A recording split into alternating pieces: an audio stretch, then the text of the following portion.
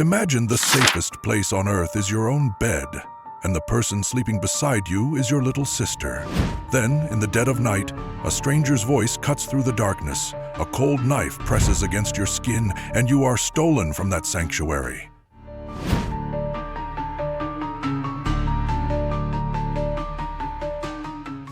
For 9 months, Elizabeth Smart endured an unthinkable hell, manipulated and abused by a religious fanatic, at times hidden just miles from her home.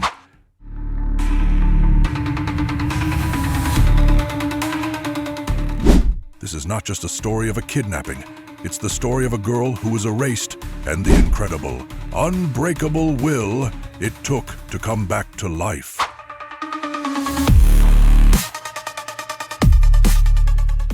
Welcome to the dark chapters.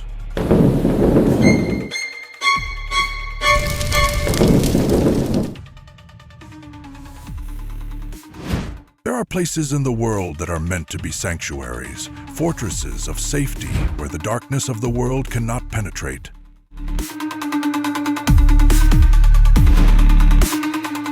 For a child, no place is more sacred than their own bedroom, a space of warmth, familiarity, and dreams. The home of the Smart family, nestled in the affluent Federal Heights neighborhood of Salt Lake City, Utah, was the very definition of such a sanctuary.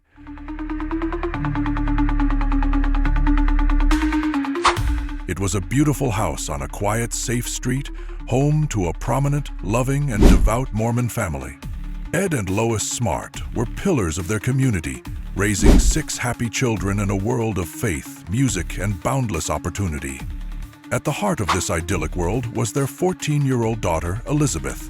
She was bright, talented, a gifted harpist with a radiant smile and a gentle spirit. On the night of June 4th, 2002, Elizabeth Smart went to sleep in her own bed, in her own room, sharing that sacred space with her 9-year-old sister, Mary Catherine. She had absolutely no reason to believe that the sanctuary was about to be violated, and that by morning she would be gone. The day had been perfectly ordinary, filled with the cheerful hum of a happy family life. Elizabeth had just finished middle school, receiving multiple academic awards at a year-end ceremony. The family had gathered to celebrate her achievements. The evening was filled with laughter and conversation. As night fell, Elizabeth and Mary Catherine went to their bedroom, a large, comfortable room they shared. They said their prayers, climbed into their separate beds, and drifted off to sleep, secure in the knowledge that their parents were just down the hall and that the walls of their home were a shield against any harm. The city lights twinkled below, the mountains stood as silent sentinels, and inside the Smart home, all was quiet. But sometime after 1:00 a.m., in the dead of night, the shield was broken. A silent, terrifying presence slipped into the girl's bedroom. Mary Catherine, sleeping lightly, was the first to stir. She opened her eyes and saw a silhouette standing between their 2 beds, a man. In the faint moonlight filtering through the window, she could make out a strange, light-colored golf cap and a dark jacket. At first, her sleepy 9-year-old mind tried to make sense of the image. Was it her father? An uncle? But then, the man spoke, and the voice was not one she recognized. It was a cold, quiet voice, a chilling whisper that shattered the silence of the room. He went to Elizabeth's bed. He was holding something small and metallic, a knife. He pressed the cold blade against her neck, and his voice was a low, terrifying command. "I have a knife at your neck," he whispered. "Don't make a sound. Get up and come with me." Elizabeth, jolted from a deep sleep into a waking nightmare, was frozen in terror. Across the room, Mary Catherine was also frozen, but by a different kind of fear. She was witnessing the unthinkable. Her mind screamed at her to cry out, to run, to get her parents. But the man's next words paralyzed her. He threatened that if Elizabeth didn't come quietly, he would not only kill her, but he would kill her entire family. In that moment of pure, abject terror, Both sisters made a choice, born of a desperate instinct to protect each other. Elizabeth, with a knife at her throat, knew that any resistance would be fatal, not just for her, but for the family she loved. She complied. She quietly got out of her bed, her heart pounding against her ribs. Mary Catherine, watching from her own bed, forced her eyes shut and pretended to be asleep. She lay perfectly still, her small body rigid with fear, listening to the horrifying sounds of her sister being led away. She heard the man's quiet footsteps. She heard her sister's terrified, silent obedience. She heard them walk out of the room, past her parents' bedroom door, and toward the back of the house. The man led Elizabeth through the kitchen. He had entered the house through a small window, one that the family often left open for ventilation. He had used a kitchen knife to carefully, quietly cut a small opening in the screen, just large enough to reach in and unlock the window. It was an act of chilling precision and forethought. He had known the layout of the house. He had known which window to use. This was not a random intrusion. He led Elizabeth to that window, forced her out, and then followed her into the darkness of their own backyard. Back in the bedroom, Mary Catherine remained frozen in her bed, her mind reeling. The silence that descended upon the house was more terrifying than the whispers had been. Was he gone? Was he still in the house? Was he coming back for her? For what felt like an eternity, but was likely closer to 2 hours, the 9-year-old girl lay in the dark, too terrified to move, too terrified to make a sound. She was trapped in an agony of indecision, the weight of her sister's life and her family's safety pressing down on her. Finally, summoning a reserve of courage she never knew she possessed, she slipped out of her bed. She crept on silent feet down the hallway and into her parents' room. Her words tumbled out in a terrified whisper. "Mom, Dad, Elizabeth is gone. A man came with a gun and took her."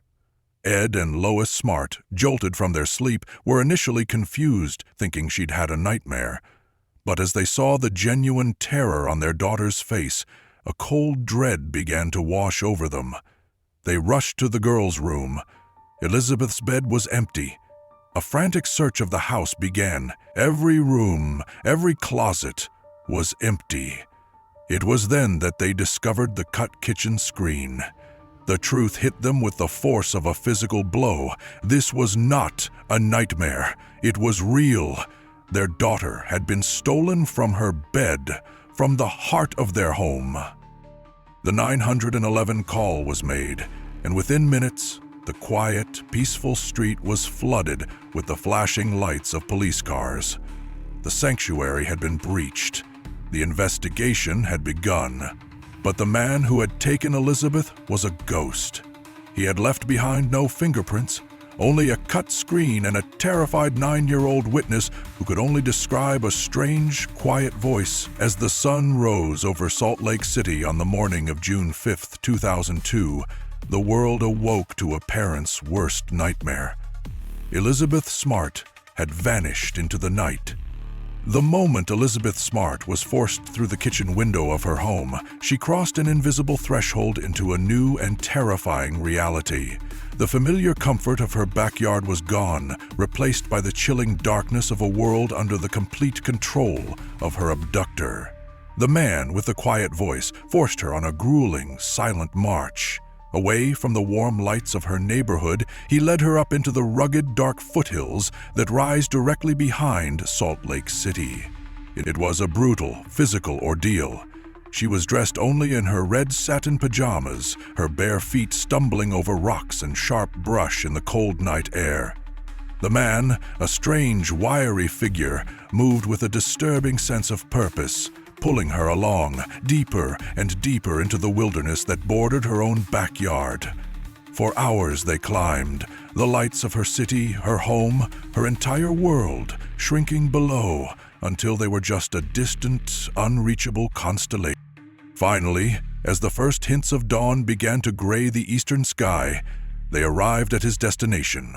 A crude, primitive campsite so cleverly hidden in a remote mountain ravine that it was virtually invisible from any of the nearby hiking trails. The camp was a squalid testament to a life lived on the absolute fringes of society. There was a simple lean-to, a fire pit, and scattered refuse. And waiting for them at the camp was a second figure, a woman, her face gaunt and her eyes hollow. This was Elizabeth's first introduction to her captors. The man was Brian David Mitchell, a 48-year-old drifter and religious fanatic who called himself Emmanuel. The woman was his wife, 57-year-old Wanda Barzee. Together, they were the architects of Elizabeth's 9-month-long nightmare. Mitchell was a man who had completely divorced himself from reality. A one-time handyman who had done some work on the Smart family's home months earlier, a fact Elizabeth did not realize at the time, he had become obsessed with a twisted, self-penned religious manifesto. He believed he was a prophet, a modern-day patriarch chosen by God to wage war against the hypocrisy of the mainstream Mormon church. His revelations commanded him to practice polygamy, and he had targeted the innocent, blonde-haired girl he had seen at the Smarts' home as his chosen first plural wife. The abduction was not a random act of violence. In his delusional mind, it was a holy ordinance, a divine command. The first moments at the campsite set the tone for the horror that was to come. Mitchell and Barzee conducted a bizarre and terrifying marriage ceremony. They forced Elizabeth to change out of her pajamas and into a strange white religious robe. They chanted and prayed over her, anointing her with oil. Then, in an act of profound and violent cruelty, Mitchell raped her. Wanda Barzee, his wife, stood by and watched, a silent, passive participant in the violence. In the space of just a few hours, Elizabeth Smart had been stolen from her bed, marched into the mountains, and subjected to the most brutal and soul-crushing trauma imaginable. Her childhood was over. Her life as a captive settled into a routine of constant terror, deprivation, and psychological abuse. The campsite, just a few miles from her home, might as well have been on another planet. She was tethered by a steel cable to a tree, a physical chain that ensured she could not escape. Her days were filled with the droning sound of Mitchell's voice as he read from his 27-page manifesto, the Book of Emmanuel David Isaiah. He preached his twisted gospel for hours on end, forcing her to listen, to participate in his bizarre rituals. He was trying to break her, to erase the identity of Elizabeth Smart and replace it with a new one, that of a silent, obedient, and holy wife named Esther. Starvation became a tool of control.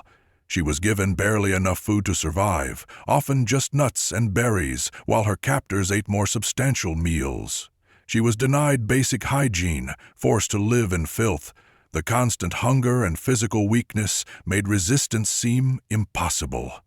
But the most insidious form of torture was the psychological warfare. Mitchell and Barzee worked in tandem to shatter her will. They told her that her family had forgotten her, that they didn't care about her anymore.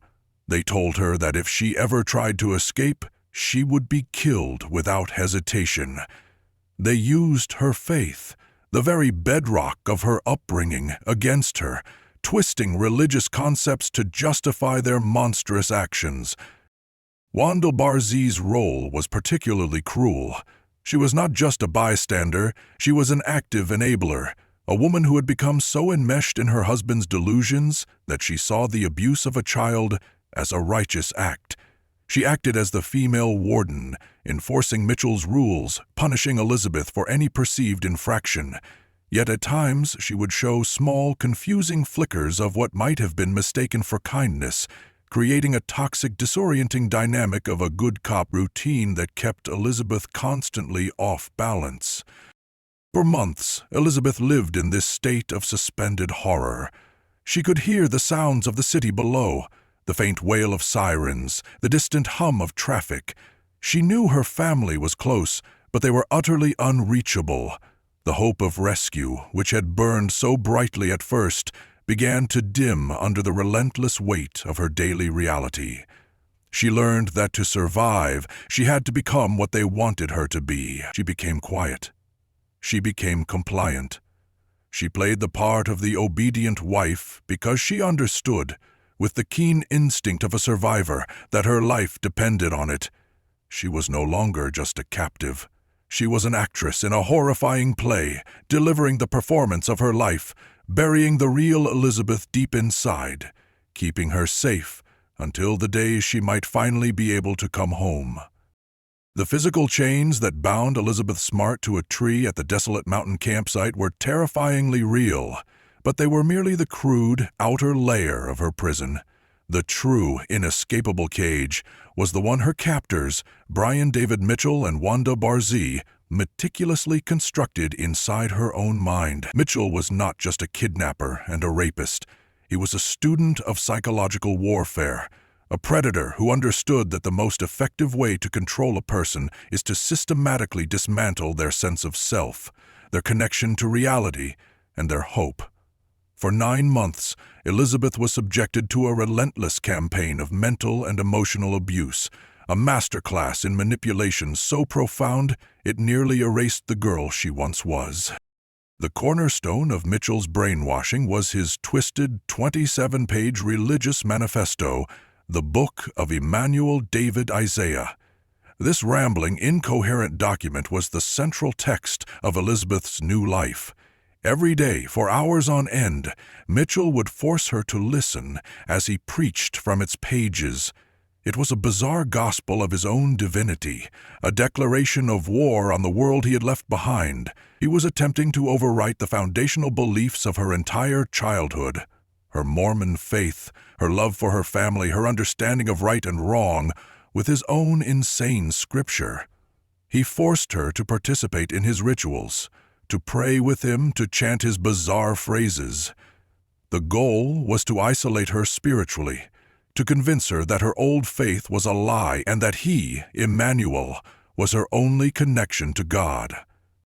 This spiritual assault was paired with the most powerful tool in any manipulator's arsenal: threats against loved ones. Mitchell constantly reminded Elizabeth that he knew where her family lived. He told her in chilling, graphic detail what would happen to her parents and her 5 siblings if she ever tried to escape or cry out for help.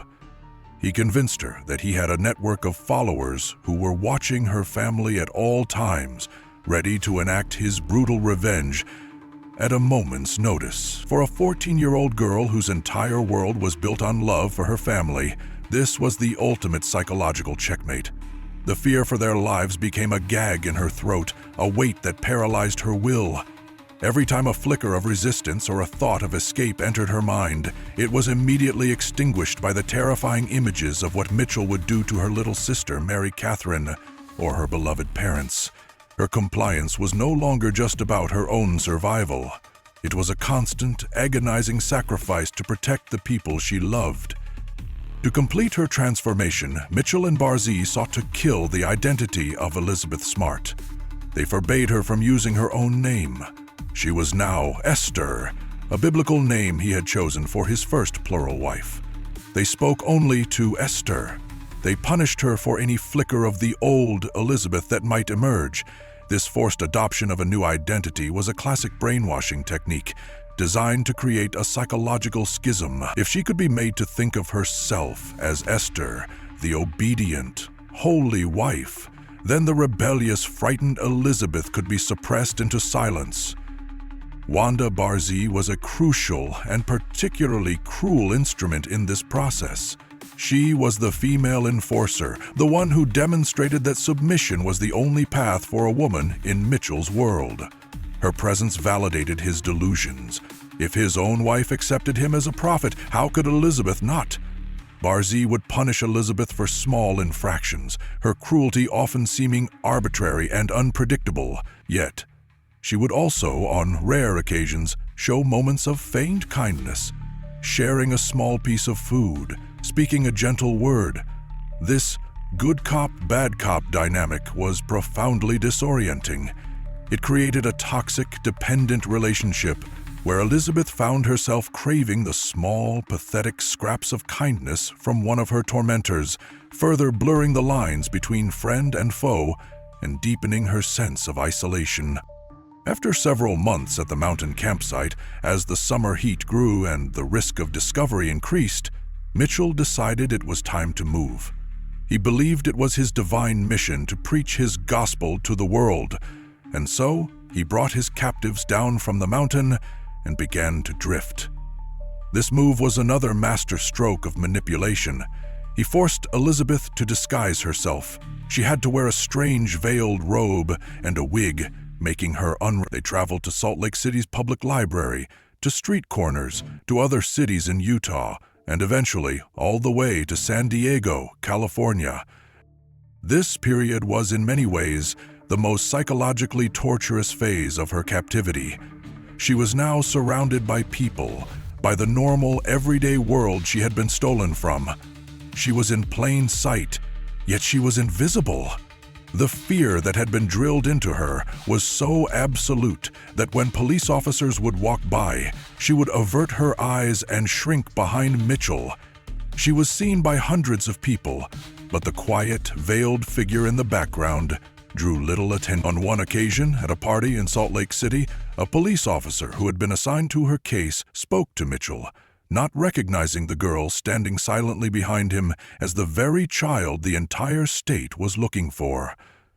Elizabeth heard the officer say her name, yet she remained silent. The threat against her family was a roar in her mind that drowned out every other sound, every other instinct. Her silence was not acceptance, it was the ultimate act of a hostage, protecting her loved ones. The mind games had worked. Brian David Mitchell had taken a bright, vibrant 14-year-old girl and turned her into a ghost. While Elizabeth Smart was living a silent, hidden nightmare just miles away in the mountain wilderness, the world she had been stolen from erupted in a storm of activity. The abduction of a bright, beloved girl from a prominent family in a safe, quiet neighborhood sent a shockwave of fear and disbelief through Salt Lake City and across the nation. In the days and weeks that followed, one of the largest and most intensive search efforts for a single missing child in American history swung into motion.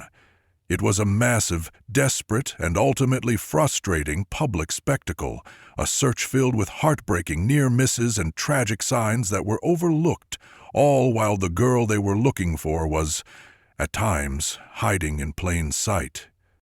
The Smart family, led by Elizabeth's father, Ed, refused to be passive victims. Shattered by grief but fueled by an unshakable faith that their daughter was alive, they transformed their personal tragedy into a public crusade. Ed Smart, a successful and articulate man, became a constant, powerful presence in the media. He and his wife, Lois, held daily press conferences, their faces etched with pain, but their voices filled with a steely resolve. They harnessed the power of television with incredible skill, appearing on national news programs and shows like America's Most Wanted. Elizabeth's radiant, smiling face was suddenly everywhere, on posters plastered on every telephone pole and storefront, on billboards overlooking highways, on television screens in millions of homes. The family established a command center, coordinating the efforts of thousands of volunteers who poured in from their community and beyond, eager to help. The scale of the volunteer search was breathtaking. Armies of ordinary citizens, many of them strangers to the Smarts, fanned out across the rugged foothills where Elizabeth had been taken. They formed human chains, meticulously combing through dense brush, steep ravines, and remote canyons. They searched day after day in the blistering summer heat, driven by a collective sense of purpose and a desperate hope of finding the missing girl. The search was a testament to the power of community, but the vastness of the wilderness and the cleverness of Mitchell's hidden campsite meant that the search parties often passed within shouting distance of where Elizabeth was being held captive, never knowing how close they were.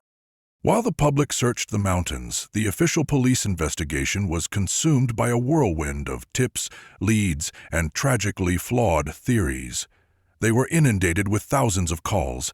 They investigated known sex offenders, chased down false sightings, and even, for a time, considered the possibility that someone within the Smart family's circle could be involved, a standard but painful line of inquiry in such cases. The investigation was a massive undertaking, but it lacked a clear focus. The abductor was a ghost who had left no physical evidence save for a cut screen and the terrified memories of a 9-year-old girl. And it was from that 9-year-old girl, Mary Catherine, that the single most important clue in the entire case would emerge. For months after the abduction, she was haunted by the quiet, menacing voice of the man who had stolen her sister. She knew she had heard it before, but in the trauma and confusion of that night, she couldn't place it. Then, one day, 4 months into the ordeal, a memory broke through the fog. She bolted upright in bed and ran to her parents. "I know who it is," she said. She remembered a man her family had hired for a single day's work the previous fall to help with some roof repairs. He was a drifter who called himself Emmanuel. She remembered his strange, quiet voice, and she knew, with the chilling certainty only a child can possess, that it was the same voice she had heard in her bedroom that night. The family immediately took this breakthrough to the police. They finally had a name, a face to go with the voice. But the authorities, unfortunately, were skeptical. The lead seemed flimsy. It came from a traumatized child months after the event. The name, Emmanuel, sounded biblical and strange, and the man was a transient with little official record, making him difficult to track. While the police did produce a composite sketch based on the family's description of the handyman, the lead was not given the high priority, national attention it deserved. The sketch was not widely circulated outside of Utah. The crucial connection, the key that could have unlocked the entire case, was tragically underestimated and lost in the noise of 1,000 other dead-end leads. This missed sign was the most devastating of all, because while the police were slow to act on the one piece of information that mattered, Elizabeth was being moved out in the open. Mitchell, in his delusional quest to spread his gospel, brought her and Wanda Barzee down from the mountains and into the public sphere, her identity concealed by a wig and a veil. They traveled to libraries, they panhandled on street corners, they even attended parties. It was during this period that the most agonizing near misses occurred. In October 2002, just as Mary Catherine was identifying Emmanuel, the real Emmanuel, Brian David Mitchell was at a public library in Salt Lake City with Elizabeth. A police officer who had been assigned to the Smart case and was familiar with the details entered the library.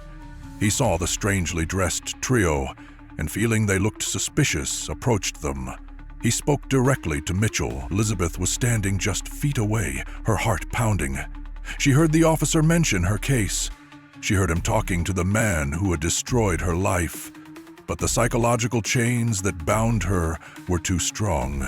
The fear for her family's safety was a physical force that kept her silent, her eyes downcast, her body frozen. The officer, seeing nothing more than a strange homeless man with his veiled wife and daughter, eventually moved on, completely unaware that he had been face to face with the kidnapper and his famous victim. This tragic pattern of being hidden in plain sight continued. They traveled to San Diego, living for a time in another homeless encampment. They were seen by hundreds, if not thousands of people, who had likely seen Elizabeth's face on the news, but no one recognized the gaunt, veiled figure who shuffled silently behind her captors. The signs were everywhere, but they were missed.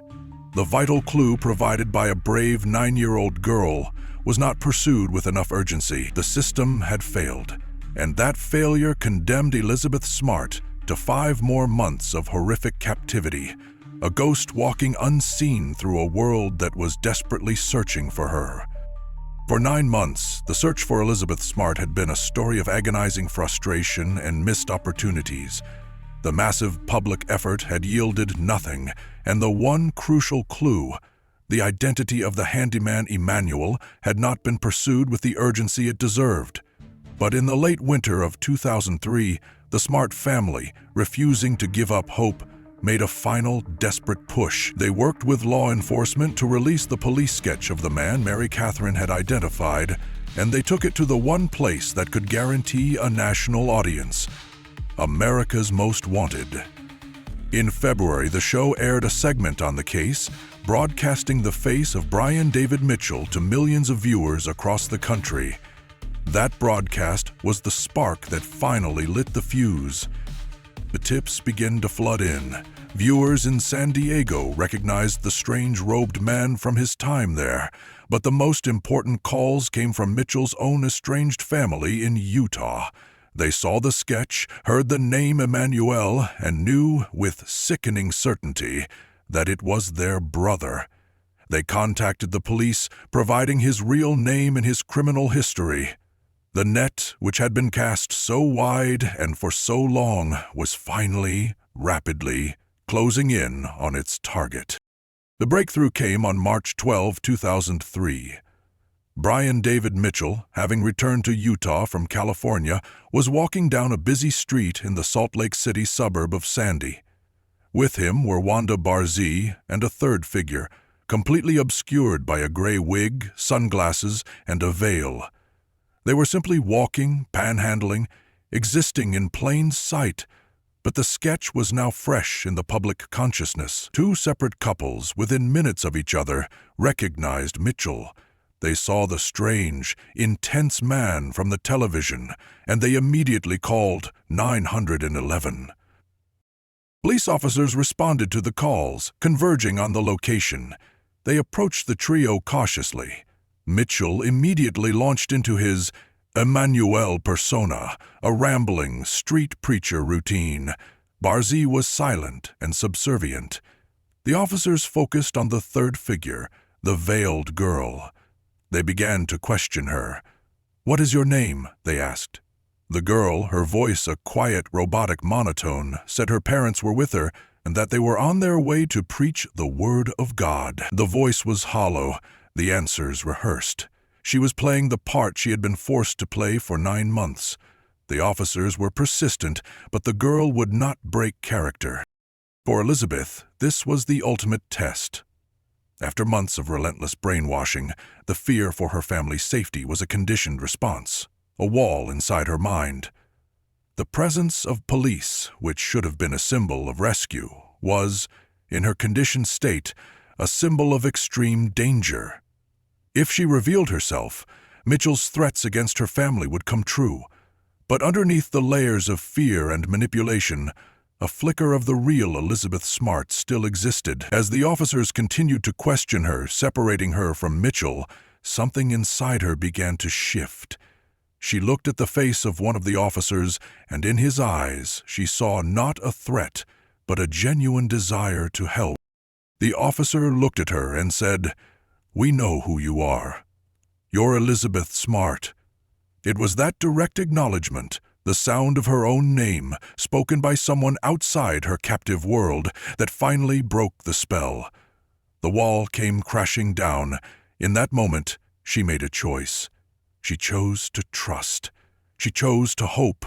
She pulled back her veil, and in a voice that was barely a whisper, she uttered the 4 words that would electrify a nation. "I am Elizabeth Smart." The news of her discovery spread like wildfire. A local news helicopter captured the scene from above, broadcasting the incredible image of the lost girl surrounded by police, alive. In their home, the Smart family received the phone call they had been praying for every single day for 9 agonizing months. Their daughter had been found. She was alive. Their reunion at the police station was a scene of overwhelming, explosive emotion.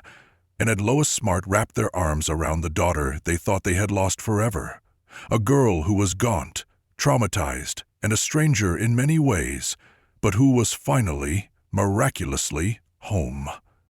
Her return was a national celebration, but for Elizabeth, the end of her captivity was the beginning of a second, profoundly difficult journey, the journey of recovery. The physical ordeal was over, but the psychological wounds were deep and festering. She was plagued by nightmares, haunted by the trauma of her abuse. Readjusting to normal life was a staggering challenge. The simple act of sleeping in her own bed, once a source of comfort, was now a source of terror. She had to relearn how to be a daughter, a sister, a student. She was a survivor, But she was also a 15-year-old girl who had been robbed of her innocence and forced to endure horrors that no child should ever have to face. Her family surrounded her with a fortress of unconditional love, patience, and professional help. They understood that healing would not be a linear process. There would be good days and terrible days. But they were determined to give her the time and space she needed to find her way back. A crucial turning point in her recovery came with the legal proceedings against her captors. Mitchell and Barzee were charged, but the path to justice was long and arduous.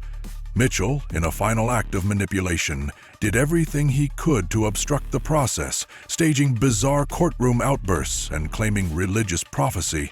He was repeatedly declared mentally incompetent to stand trial, a legal maneuver that delayed justice for years. It was during this frustrating period that Elizabeth Smart made the most courageous decision of her life. She decided she would not be a silent victim. She would confront her abusers. When the trial finally commenced years later, Elizabeth, no longer a frightened girl but a poised and powerful young woman, took the stand. In a clear, strong voice, she looked directly at the man who had tried to destroy her and testified against him for 9 hours, recounting every horrific detail of her ordeal. It was an act of breathtaking bravery. She was taking back her own narrative, refusing to let him have the final word. Her testimony was instrumental in securing his conviction. Brian David Mitchell was sentenced to life in federal prison without the possibility of parole. Wanda Barzee, who had cooperated with prosecutors, also received a prison sentence. In the years since, Elizabeth has not just recovered, she has transformed. She refused to let her 9 months of captivity define the rest of her life. She went on to serve a mission for her church, graduate from college, get married, and have children of her own. She has built a life filled with joy, love, and purpose. But she has also taken her traumatic experience and forged it into a powerful platform for change. She established the Elizabeth Smart Foundation, a nonprofit organization dedicated to preventing abductions, finding missing children, and empowering survivors of sexual violence. Today, Elizabeth Smart is one of the most prominent and effective child safety advocates in the world. She is no longer just the girl who was found alive. She is a wife, a mother, an author, and a fierce, eloquent voice for those who cannot speak for themselves. She has taken the darkest chapter imaginable and used it to bring an incredible amount of light into the world, becoming a living, breathing symbol of the unbreakable strength of the human spirit and the profound power of hope. Elizabeth Smart's story is one of the most profound examples of human resilience ever told. She refused to let 9 months of darkness define a lifetime, transforming her trauma into a powerful voice for survivors everywhere. Her journey proves that even after the most horrific of chapters, a new story of hope and strength can be written. If you believe in the importance of these stories, the ones that show us the depths of human cruelty, but also the incredible heights of human courage, please subscribe to Dark Chapters and click the notification bell. You won't want to miss the next chapter we uncover.